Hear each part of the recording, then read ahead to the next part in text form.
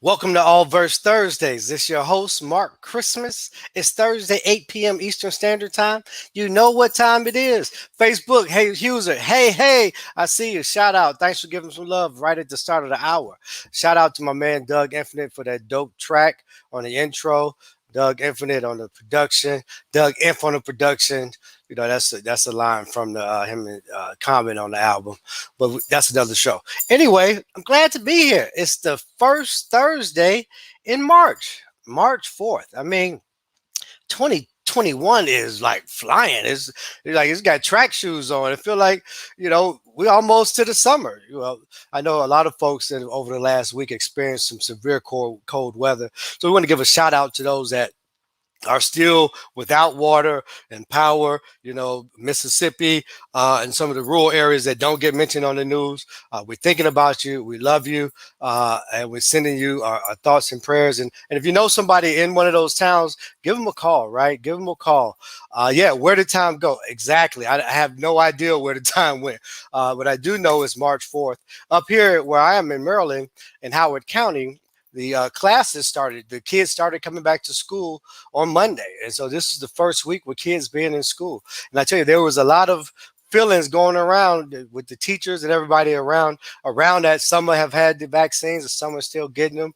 And so, stay tuned, pray for our teachers. If you know a teacher, give them some love, right? Give them some love. As a matter of fact, my mother was an educator for 35 years in Chicago, the Chicago public school system.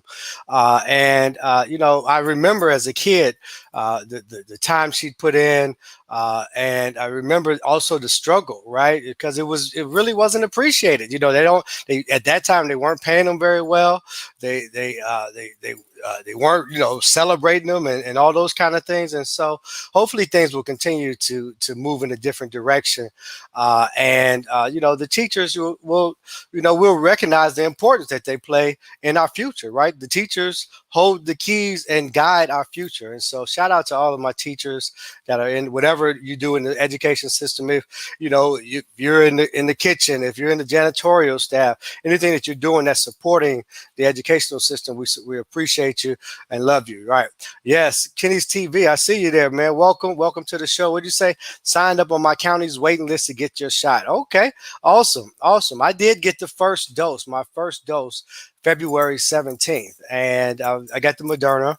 As an educator, I was able to be in the group for 1B, and in this county, in Howard County, they're looking to support making sure there are doses for the educators, right, as they're concerned around bringing them back into the classroom. And I get my second dose on March 17th. So keep me in your thoughts and prayers. And certainly there's so many more. We heard on the news that, hopefully that many more people have the opportunity to get a vaccine in the next couple of months, right? And so, but I'm not here to talk about the vaccine. I'm not here to talk about what's happening in current events, even though sometimes we do. I'm here to talk about ALLVERSE Thursdays. It's brought to you by the NIA Center. Now, the NIA Center is an interfaith social justice empowerment center. And we have three tenets, right? Educate, engage, and empower. Educate, engage, and empower. Now, NIA, that word NIYAH, NIA, not NIA, pronounced NIA, means intent and purpose. Right? And when it's a very powerful word. And when a person is moving with purpose, when a person is moving in their purpose, life changes dramatically. Right? There's a sense of fulfillment that comes along with it. There's a domino effect on the others' lives who they intersect with that comes along with it. And it's just really, as we feel, and that's why when we started the NIA Center, really important. And so we want to support individuals, communities, organizations, and really fully experiencing and embracing their purpose, right? Now, with that being said, you'll see it going across the bottom. Let me just pull up a couple of banners here. The NIA Center, right? The NIA Center is who presents this. This is the NIA Center channel. If you're on Twitch, twitch.tv/NIYAH Center. That's the place where you can follow us. As a matter of fact, if you haven't checked out Twitch, I encourage you to check it out. Not only are we there, we have a channel there. It's a lot of dope DJs. There's some talk shows. There's gamers are there. It's a variety of things there, and it's continuing to grow. And it's a place you can have fun. I will say during the quarantine is how we discovered Twitch, and I've met folks literally from all over the world, from Australia to the UK, and it's really been a great way to expand community, even though I haven't gone outside the home very much, right? So you can follow us on Twitch. If you're on Facebook, you can follow us on the Nia Center on Facebook or YouTube, wherever you are. Just support us, subscribe, follow. That way you'll get notifications when we have shows. You don't have to kind of remember like, oh, shoot, it's 8 o'clock, right? You don't have to do any of those things. Also on Twitch, you can have fun, right? They've got these, they call them emotes. When you do text and other social media, they call them emojis. But emote is basically a way to express yourself. And so there's some fun emotes you can get when you do different things like subscribe and have fun, a little bit of fun in the show. And it allows us to interact with you in a different kind of level. Right. Absolutely. So, yeah. So example, here are some of our emotes on the Nia Center Twitch channel. Right. So hello there. The heart saying I love you. Thank you. And then that's me. It says clip that. Now, let me tell you about Clip That. Clip That is really phenomenal. So tonight you're going to hear some dope stuff, right? You're going to hear me say some things. Our artist, he's phenomenal, and she presents in a way that I haven't seen before. And she might share something. You're like, man, I wish I could hear that again. Well, on Twitch, you can actually clip that. And it's a little icon that looks like a director's thing, like cut. Excuse me. You click it, and it'll save 30 seconds of what was just shared.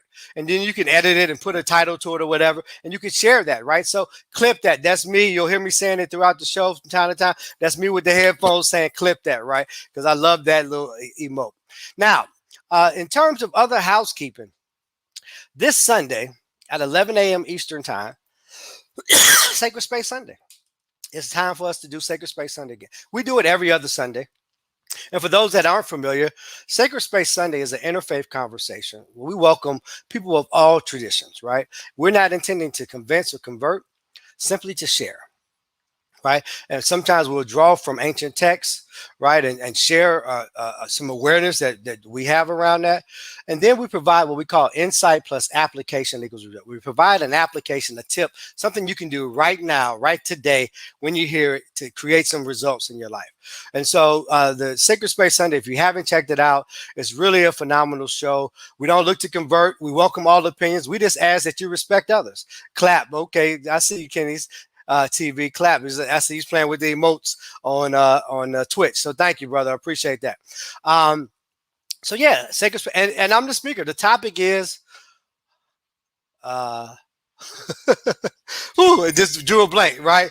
I'll come back to that, but stay tuned. We're looking to have a great time, not only tonight, but on Sunday. Hopefully you can join us as well. But if you click follow on Twitch, it'll automatically give you a notification to let you know that we're live in case you forget the details, right?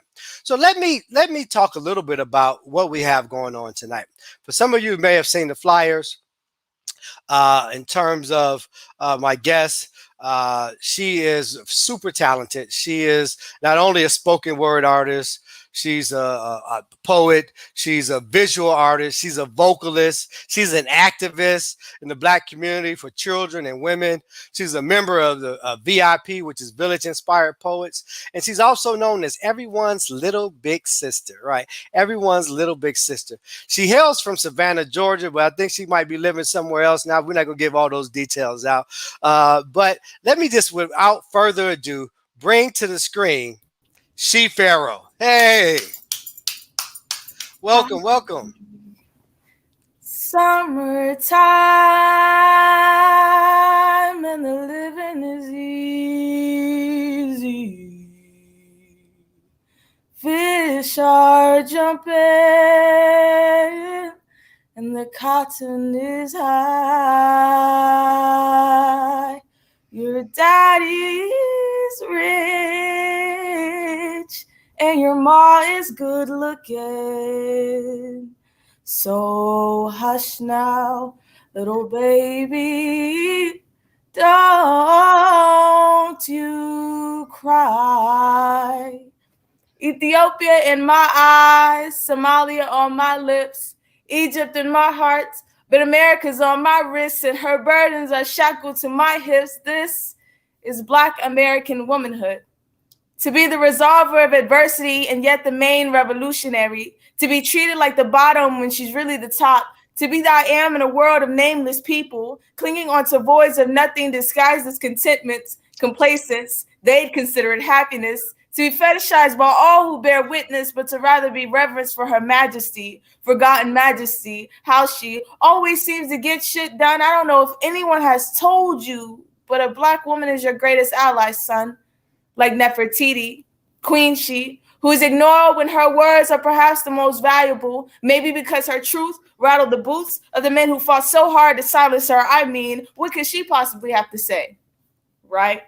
She's just a quaint little girl, hasn't even grown into her shape yet, almost a little boyish. What valuable commentary could she possibly have to add to this? Meaningful conversation? Other than talking about how American alienated she is, let's talk about how American alienated she is. To be American without the privilege and African with distant memory, if any memory, matter of fact, no memory, except for the earth-colored skin she bears, the Sudan in her hips. Mother, she who births nations of strong men who use their strength against each other. My sister, don't you know you were a problem for them before you even got here? Before he was the blues in her left thigh trying to become the funk in her right, and she, the twinkle in his eye, you were an issue for them. So they tried to bury you before you even got here. And when her womb was just too impenetrable, they let up and she gave life to you. They tapped you with a target and rendered you insignificant. Baby girl, you're significant. Don't you ever fall victim to the bullshits of them, for you are magic in the flesh. Gold is in your womb. The planets are in your hair. Your fro is more than cotton. It is the night sky. You have the stars in your eyes, the world in your heart. My sis, you wear the cosmos as bracelets. Your wrists ain't icy, they cosmic. And you wear the galaxies around your hips. This is Black American womanhood. Summertime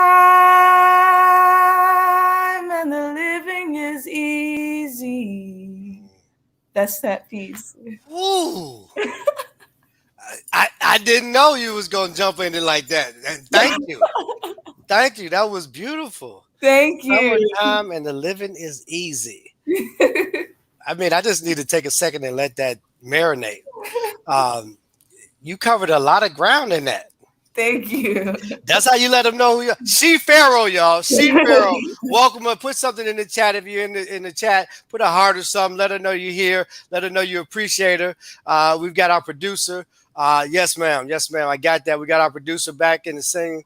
But they say there's some other emotes there. Fire. A lot of love. Kenny's TV says nice. Yes, very nice. Now, the she that you were referring to, is that abstract she or is that She Pharaoh?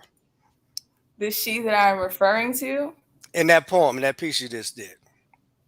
She is referring to pretty much every Black woman. I mean, every girl who feels overlooked and undervalued.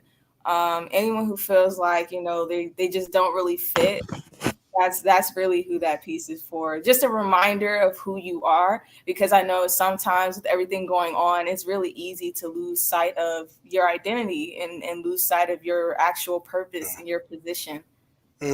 Okay. Well, I love that. So let's just, before we jump off into that, because I want to cover a lot of ground with you tonight. And also I want to share more of you with our audience. You're I experienced you as an old soul in a young body, right? I'm sure you probably have heard that before, and it's a compliment, right? Because you appear to really wear a lot of wisdom, right? And come from a place of soul and from the heart, and it's received there. At least that's my experience of it. So I want to encourage you to keep on moving forward. Let's tell the folks that don't know you a little bit about who you are. Your background. So we already talked about you're from Savannah, Georgia, right? You live in another place now. And you're pretty young, right? Yes. You don't have to give your age. You don't have to give your age, right? But I'm saying, she's in early decade in life. We'll just say that she's in the early decade in life. All right. And, you know, in the introduction, we talked about you being a visual artist, a vocalist, a spoken word artist. Uh, that's a lot of art. And behind you, you have some of your artwork. We'll talk about those a little bit later in the broadcast, the collection of the Divine Feminine. But how did you get into really embracing? I mean, at such an early point in your life, tell us about how you got into embracing art and what role art played in your development. So my mom's an English teacher, and I watched how she used her role as an educator to genuinely liberate a lot of young people, especially in what she does. She was an educator at Mercer Middle School, and what she and my aunt did was, as well as another comrade of theirs, rest in peace, Clinton Powell, they basically created a coalition, a youth arts coalition in Savannah that just directly gave these kids an outlet. So it was called Soul Step and Soul Speak. My mom is in a sorority, so she took her knowledge from being in a sorority of STEP and she applied that to these children in order to help them to, you know, stomp out their frustration and dance out whatever they're feeling seeing a lot. Things that people saw. One of my most fond memories is going to Mercer and watching them rehearse like tirelessly. You know, it was like what they really wanted to do. And then seeing them go to the Johnny Mercer Theater, ironic, right? Seeing them go to the Johnny Mercer Theater and watching them just put it all together. And it just melded so beautifully to the point where I was like, man, like, that's what I want to do. I want to write poetry. I want to spit poetry. And not only do I want to do that, I want to do it in such a way where anyone can join this. Anyone can feel like they belong in this. Just, you know, dibbling, dabble here and there, everything. But I really like started writing and taking it serious recently. Like I started writing when I was around like 6 years old. And then I turned 12, and that was when my mom gave me my first opportunity to be in Soul Speak. So she let me write a poem to open up her show at the Muse Arts Warehouse. And from there, it was just, you know, an uphill just trajectory. Yeah. I came to the conclusion that that was literally what I wanted to do. And if nobody else takes it serious, I'm going to take it serious because it's what I want to do with my life. Wow. Wow. What a beautiful story. So you started writing around 4 or 5 or 6, somewhere in that range. And you had your first performance at 12. Yeah, what a story. That is really amazing. And when you say you just started taking it seriously, what does that mean? So everyone in my family has this thing where they feel like, you know, you got to go to college, get the job, and then you could use that job to pay for whatever passion it is that you want to do. But my whole thing was, who told us that that was the way? And why is that the only way? Why have we allowed ourselves to think that that is the only way for us to pursue our dreams and to be taken seriously? So I just knew that that was not what I wanted to do to myself. Because, pardon me. I know that a lot of people, they get this drug called a salary and they settle. They get it and they're like, okay, well, this is paying the bills. This is putting food on the table. This is enough right now. I don't need to go back and pursue my dreams. I don't need to invest that in something else. You know, I just want to live out, get this pension, et cetera, et cetera. But I knew that that just wasn't, not a bash to anyone who that is for, because some people that is in your path and you know that's in your path. That's how you decide to do it. But just how that's how you decide to do it, this is how I decide to do it. I decide to throw myself into it full on because I know that that's what I want to do with my life. And I don't want to get caught up in the comfortability of salary and not a regular job, but a regular job in a way. Yeah. That's really profound because, you know, when I was a kid, it was impressed that you don't really get to enjoy your work. That's why they call it work, right? So that's what you have to do. And that's how I really carried it, right, for the majority of my life and never even looked to explore, is there another way? right? And so I think that what you're saying is identifying your passion and your purpose, right? And then but you got to be in action, right? You can't just be like, I Yeah, like to do this. You're in right, action, right? You're getting out there, you're doing it such that you're also generating some income and some revenue streams that are supporting you in living and paying your eating and those kind of things right, while doing the things that you are really passionate about, right? So right. that's awesome. So you've performed a lot of places, right? I have. I have. I recently I was talking to my big brother today, my big brother Milk. Shout out to Milk. Shout out to And Milk. He was on the show a couple of months ago. shout out to Milk. Shout out to She Bars. Shout out to my entire VIP family. But I was talking to Milk and She Bars in particular, and like I had a habit of doing free shows, right? And they were like, "No, you're dope. You got to acknowledge the talent that you have, the amount of talent that you have. And it's not wrong for you to want to monetize that. It's not wrong for you to want to be paid for your craft. Even though I would do poetry for free, I can't because life is unfortunately not free, although it could be. And I have a theory behind that. But yeah, clip that, y'all. But I've done a good bit of shows. Like I actually have a show coming up March 20th, Spitfire, which I grew up on. That Clinton Powell is who started Spitfire with a group of other dope poets. So that's like Studio Ghibli. If you watch anime, okay, that's like being an animator for whatever you graduated and you got your degree in animation, and then Studio Ghibli calls you up and they're like, hey, I want you. And that's who you've been watching your entire life. You grew up on Studio Ghibli films. So that's kind of how I equate, me doing a feature for Spitfire Saturdays. It's crazy. And that's in Savannah. And then on April 4th, my sis Celeste Starr and DJ Frizz. If you don't know DJ Frizz, you're not in the bush. You're not out there like that. He is everywhere. When I say everywhere, everywhere. Okay, DJ Frizz. Shout out to DJ Frizz. Shout out to DJ Frizz. So I'll be featuring for them as well on April 4th. That's exciting. You talked about the whole concept of like doing it for free, right? And there's this fallacy that many of us have, particularly in the Black culture, that you can't do good and make money, right? And that's just not true, right? It really is the opposite, because really, if you think about the law of circulation, it's you give and you get, and you continue to do that, and it continues to circulate around. And so absolutely you can do good and make money, right? And if you're really doing good, right? Not taking advantage or manipulating, but doing good from the heart, from the soul, and touching people's lives and having an impact. Why shouldn't you be able to eat the places you want to eat and wear the things you want to wear? Absolutely. So I'm a big fan of doing good and making money. I struggled with that for 40-something years, I'll tell you. And when I first heard it, I was like, I don't know. Does that line up with the church? That ain't what I learned in the church, and all those kind of things that I had in my head, but it's just not true. And so I want to encourage you to keep going, sister. So look, I told you the time was going to fly, but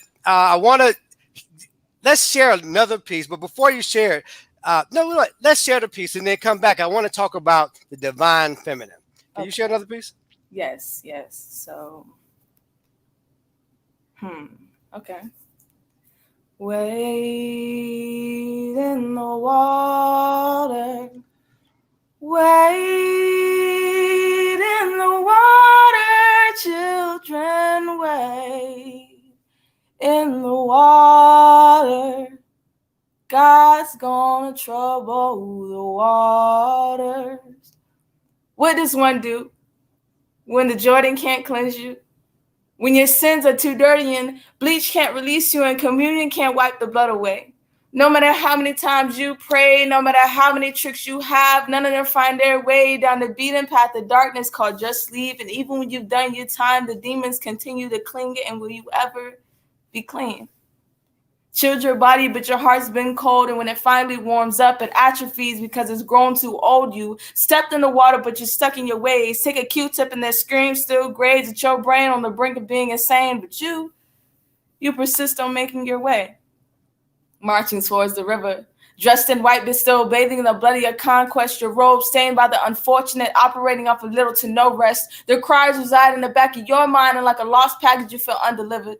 And maybe you were the pick of the litter, dirty like a dying patient's liver, but nah, maybe just a sliver of silver instead of Jesus, a rotting body that just rejected the transplant. And beggars can't be choosers, but we tend to forget that in the river. The river gets so engorged with my sins that its mass becomes that of 1,000 oceans. And what if even then, even when I'm spread cookie paper thin, their blood will be injected to my sin-infested skin, a million surrenders, 10,000 rivers, and nigga, I was dipped, but came up bloodier than your Red Sea. And the sad part is, your Jordan still couldn't clean me. So take me to your river. I wanna go. That's that piece. Oh, you're on mute. Bro, you're on mute. Yeah, awesome. Here I am. I'm back. I was just captivated with the piece, and I didn't want to interrupt it with any sound, so I muted my mic. Yeah, that was beautiful. That was really you talk about things that are really like spiritual. You know, the Jordan and the metaphors that you use. I want to talk a little bit about that because, you know, we talked earlier in the interview, in the introduction, about you also being an activist on behalf of women and children, having very powerful women in your life as well, and seeing them committed to have the community be different, right, and being action around that, not just in word. And so I hear a lot of that in your poetry. Right? And so let's talk a little bit, because you're also a visual artist, right? Yeah. So I'm going to widen the screenshot so folks can see fully that. So tell us a little bit about the collection that's behind you. So the collection that is currently behind me was just, I don't know. At this time, I was in an extremely dark place. And as you can see in a lot of my pieces, most of my pieces, it's either going to be extreme darkness, like in the blues and the black. Over here, you got, you know, the darkness, but you also have some splashes of light. It's really a play on how even when you're in like a really dark time, how there's always some kind of light.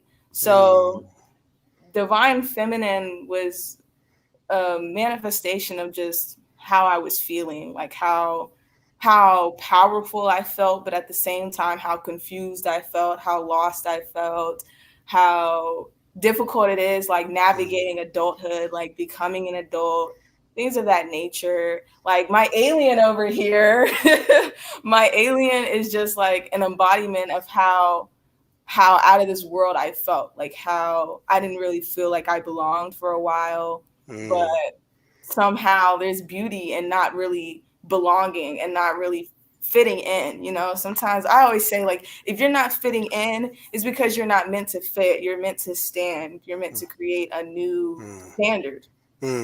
So let's talk about that, because you said that you're alien. You referred to it as your alien. Yes. And that's with the green.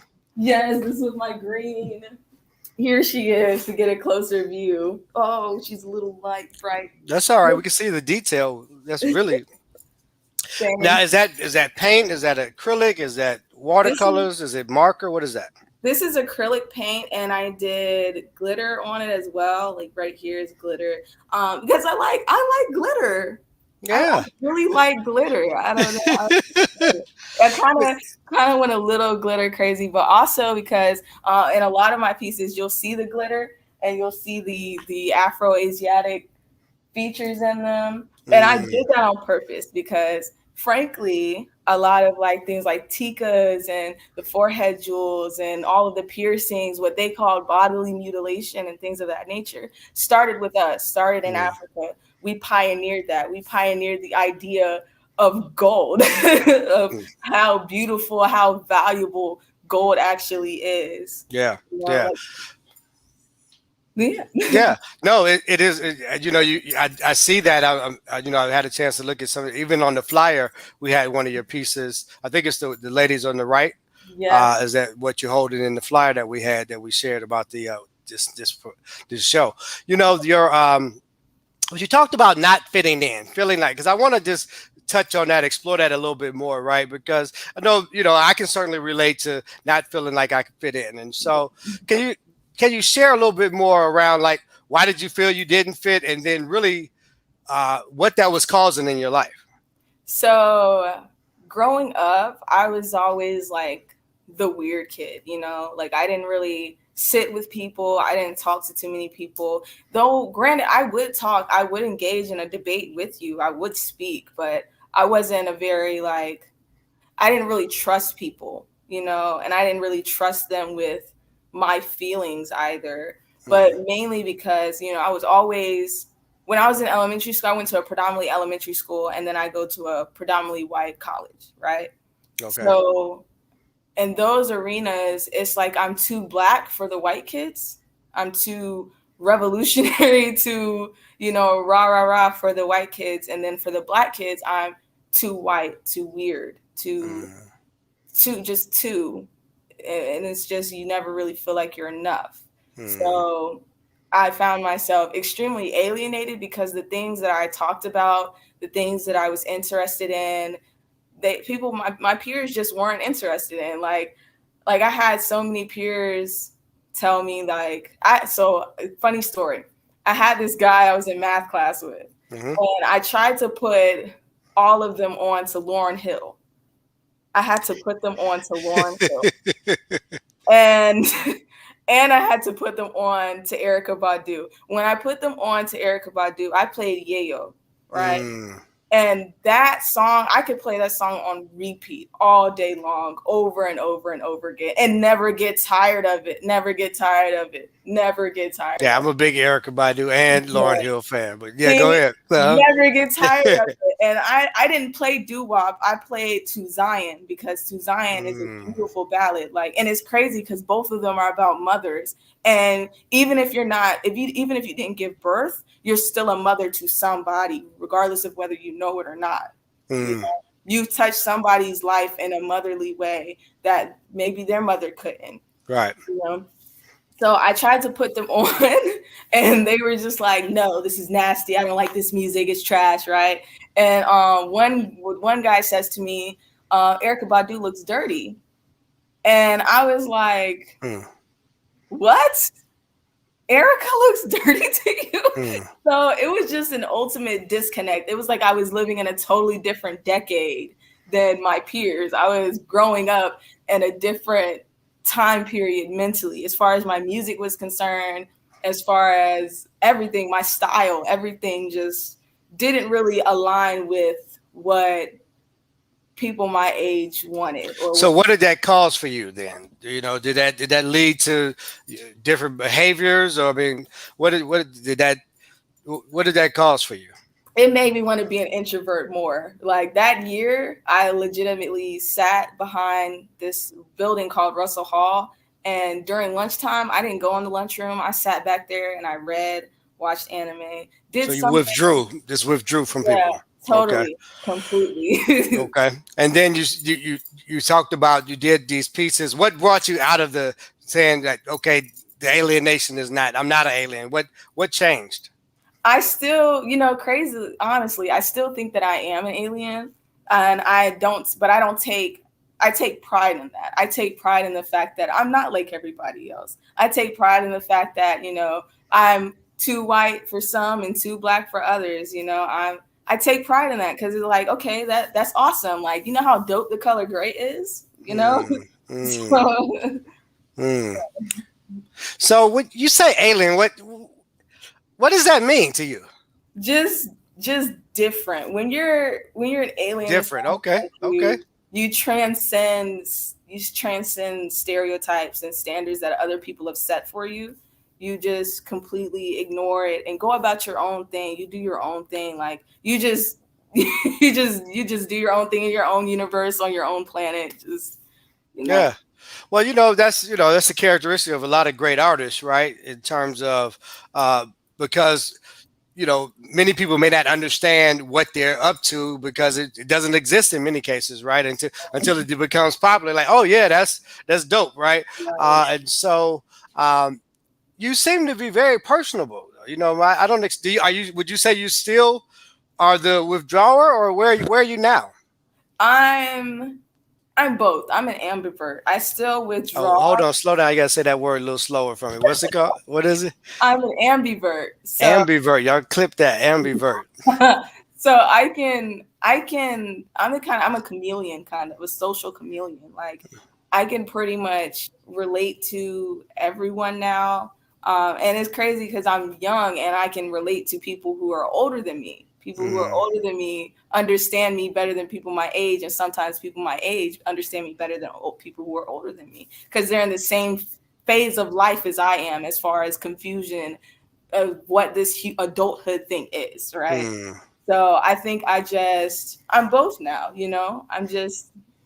Some days I feel like being social, and some days I don't. Yeah. I know a lot of people can relate to that, and I just didn't know the phrase ambivert. I have to be more familiar with that. What a vocabulary. So let's talk a little bit about you. You were doing the visual art.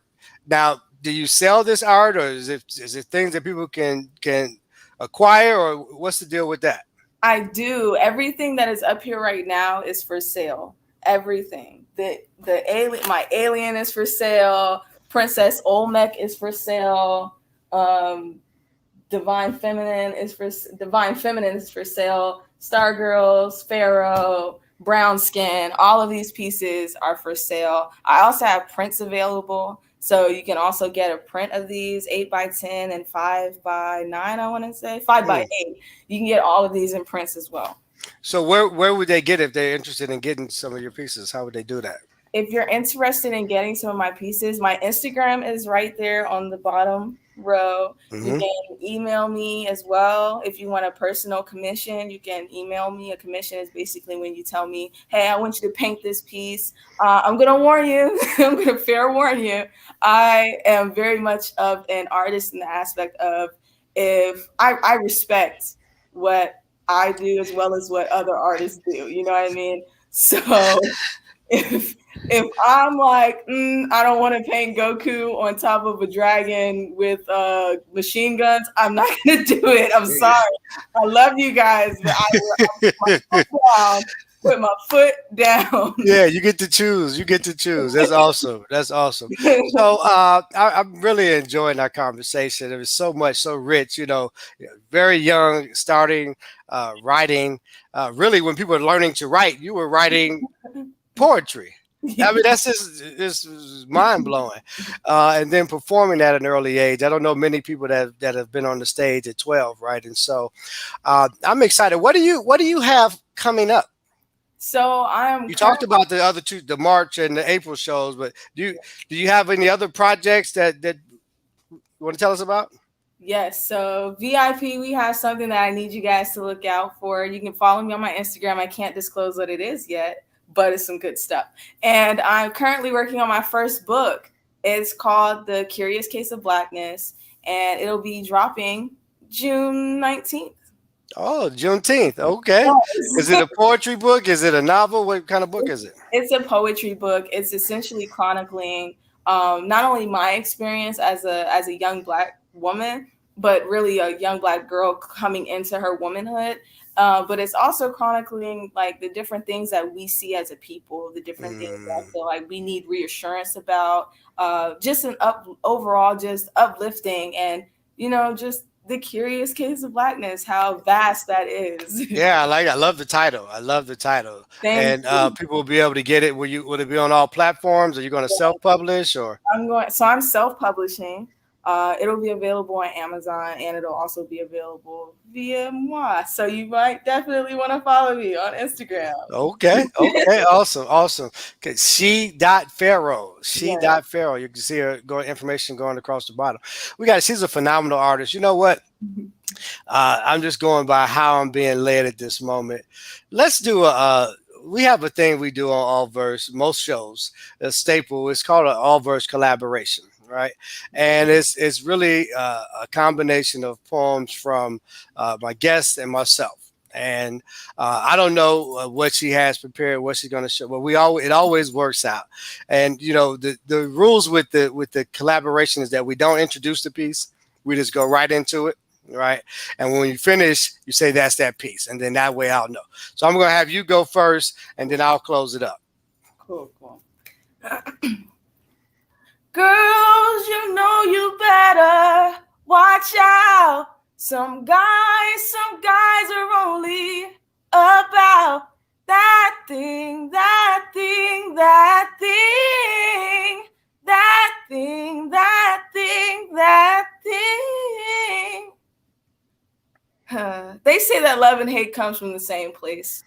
And I have a love-hate relationship with you, much like I do with food. And damn it, it's not healthy. Your love was cheesy. Good tasting but gave me bubble guts. Not butterflies, just bubble guts and buttery shits. I cared about you so much, I'd swallow back my word vomit and keep it together. I wanted to keep us together, but I was just too lactose intolerant. You see, your love was milky. It was far from silky, and definitely wasn't sweet to me like almond, and I wasn't the only one riding your joy. You play with my heart like a toy. Speaking of toys, you leave me in a sippy cup and let me spoil amongst the Barbies in your toy chest. You spoke nothing but bullshit, yet I was always able to make sense out of it. I always felt more like lava than I did like chocolate. Felt more like melted butter than I did lightly solid like cheesecake. Very salty like French fries. Your salt kept getting into my eyes. My tears tasted like your salt and pepper fears of commitment, making an allergy out of me, treating me like shellfish or selfish. This is a poem about how every time I watch food porn, a part of me gets nauseous. Because I think of you. I smell your cologne in my food. I see your eyes in my olives. And damn it, I'm tired of tasting you and my hiccups and burps. Tired of my digestive system feeling hurt. Tired of getting the itis after indulging in you because you exhaust the hell out of me. They say that love and hate comes from the same place. And I am so tired of my food tasting like it's been seasoned with the worst parts of you. This is Cheesecake Part 2. That's that piece. I'm here for you. Even if the skies go gray, I got you any time of night or day. I'm here for you. Even if the sun don't shine, I'll always be right on time. I'm here for you. Even if you get too high, I'll catch you. I won't let you pass on by. I'm here for you. When it's all said and done, I love you. You're my daughter. You're my son. As much as night is dark, as much as kids play in the park, as much as winter is cold, as much as flowers in the spring unfold, as much as circles go round, as much as noise is sound, as much as praises go up, as much as blessings come down, as much as no means not, as much as stains leave spots.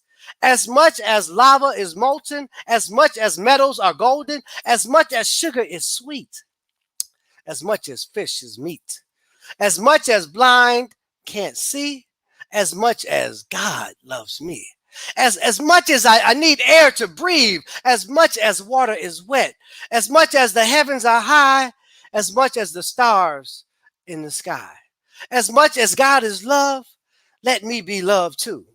See, you didn't have to love me, but you did.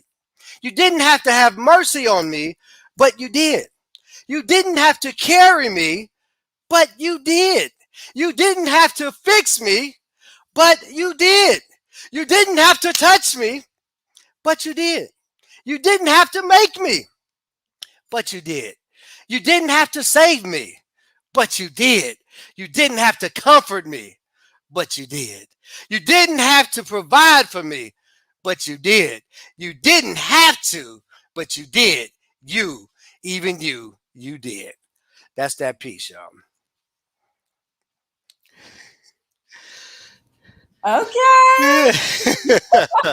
All verse collaboration. It's a staple for the show. We got She Pharaoh as our guest tonight. She's a visual artist, spoken word artist, vocalist. You've heard her combine vocals and poetry together in a very soulful and artistic way. She shared her art behind her. We refer to the collection of the divine feminine, right? She's a storyteller. She's got a litany of names that we could put with her. And I would say she's a blessing, right? She's a blessing to my soul. And so before we wrap up the show, I want to give the audience an opportunity. If there's questions, please, if you have some questions, feel free to put them in the chat. I'll look to see if I can get to them before we close the show.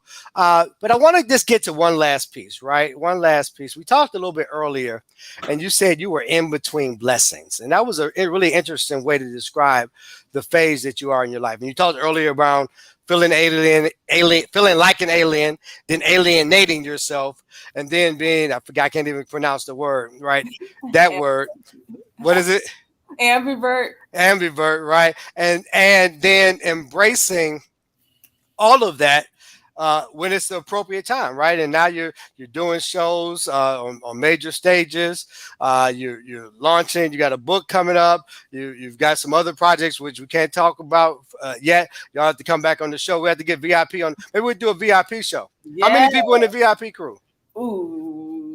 How many of it? No. Yeah, it's a bunch of us. It's a bunch. Okay, well, maybe not all of the crew. We get a representative. You and a couple other folks.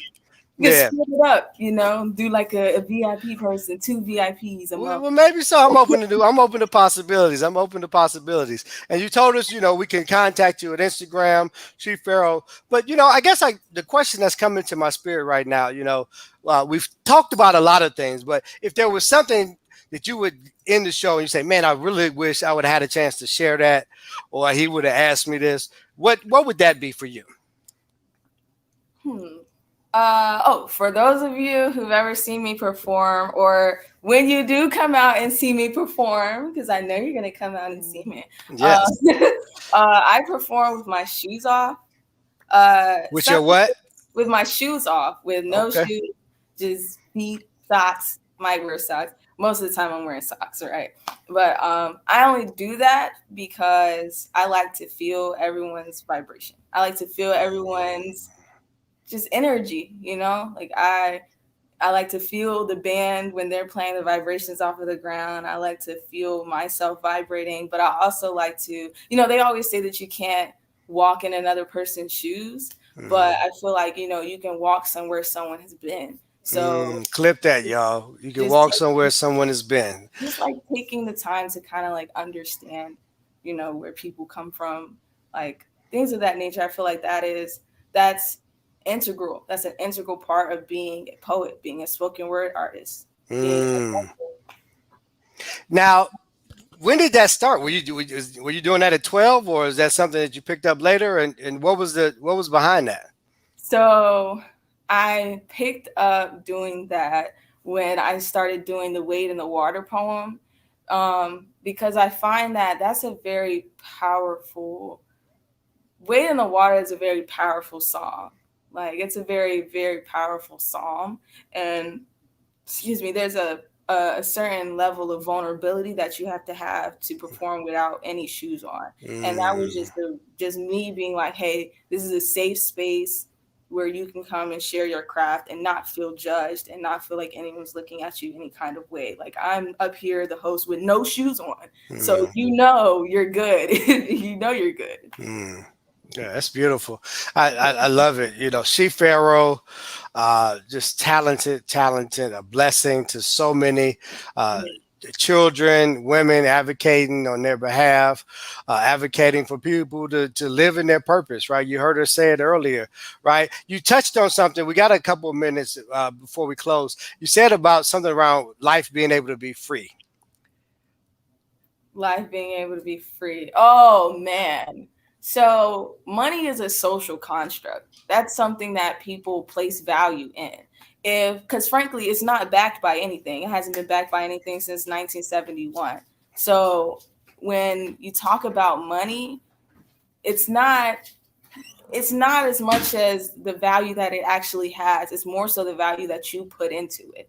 So if everybody decided tomorrow that they weren't going to charge for food, they weren't going to charge for different services, they weren't going to make things like that, monetize things like that, services, things that people should have because we're humans. If they decided that they weren't going to monetize that, just imagine how easier life would be. How much easier. I love that. That's a perfect place to close, She Pharaoh. It's a perfect place to close. You've been a blessing to me, to the audience. We really appreciate you. The NIA Center sending you some love. I knew we were in for a treat. I didn't know exactly how that was going to fold, and it unfolded beautifully. It was perfectly, like you said, the divine beauty. It was divinely unfolding, and I'm really excited about what you're up to. I want to invite you to come back and be a guest again. You know, like I said, I love this as a place. ALLVERSE Thursdays, every Thursday, 8 p.m. Eastern Standard Time, brought to you by the NIA Center. The NIA Center is all about purpose, right? NIA means intent and purpose. And so it's right up what you were talking about earlier in terms of really finding what it is that you're passionate about and doing that with all of what you have, with all your heart and soul. And so next week, next Thursday, we have another dope artist out of Chicago. He's a curator of sorts, Terrence Cephas, on the 11th. Then we'll come back with the following Thursday, and we'll let you know who that's going to be when we closer to the show. Again, Sunday, 11 a.m. Eastern Standard Time, the NIA Center presents Sacred Space Sunday. It's phenomenal. Look, I will tell you all, it's really a great place to be where you can come and get spiritually fed without feeling like you need to be converted or be convinced that of what somebody else believes is right for them. And so I just want to say thank you again to my artist, She Pharaoh. Wish you well. And as I get ready to close the show, shout out again to my man, Doug Infinite, who put together this dope intro and outro production song. ALLVERSE Thursdays, y'all. Peace.